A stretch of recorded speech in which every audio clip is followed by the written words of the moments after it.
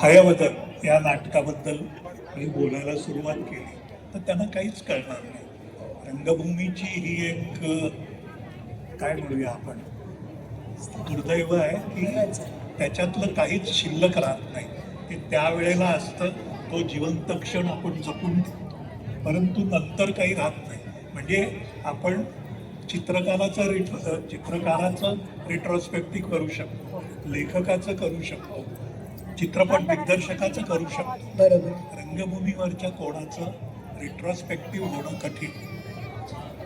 हे लक्षात घेतलं तर मग त्याचे सगळे संदर्भ म्हणजे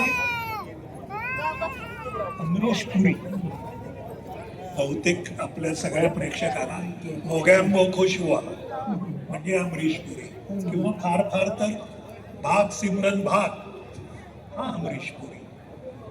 याच्या पलीकडे जाऊन अमरीश पुरीने हयवदन सारख्या नाटकात किंवा पगला घोडा सारख्या नाटकात काय अद्वितीय भूमिका केल्या होत्या हे जर कळलं नाही तर खूप असं लिमिटेड आणि एकतर्फी चित्र तुमच्या मनात उभं राहील.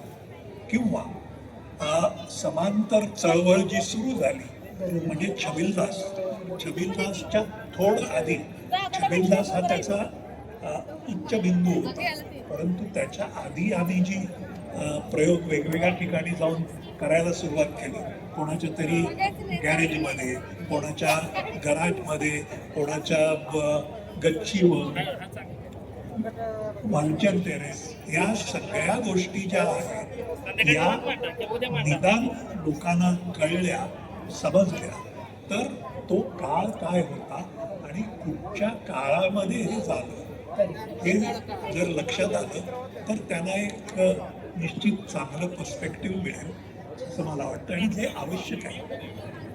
म्हणजे त्याच्यातली एक जी आठवण आहे, सदानंद रेग्यानी गोची बघितल्यानंतर मी गोचीचं स्क्रिप्ट उलथापालथ करून टाकलं होतं आणि लेखकाला अशी उलथापालथ आवडत नाही बहुतेक वेळा, आणि करेक्टही असतं त्याचं. त्यांना ते इतकं आवडलं की ते म्हणाले, माझ्या संहितेपेक्षा तुम्ही हेच छावा. एवढी मोठी पावती मिळाली, परंतु मी म्हटलं की नाही, असं होता कामा नये, कारण नंतर जर कोणी गोची करणार असेल तर त्याला मूळ संहिता मिळायला पाहिजे, त्याच्यावर माझी पडछाया असता कामा नये. आता हे सगळं 1960च्या दशकात हे सगळे प्रयोग होत होते, या प्रकारचं मंथन होत होतं.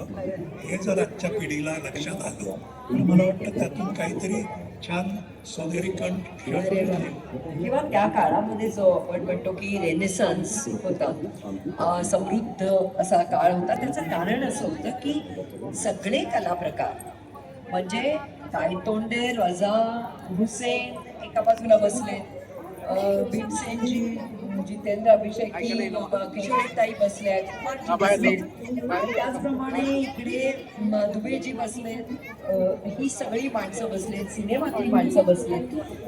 हा सगळा कला प्रकारांची गुंफण एकत्र होत होती.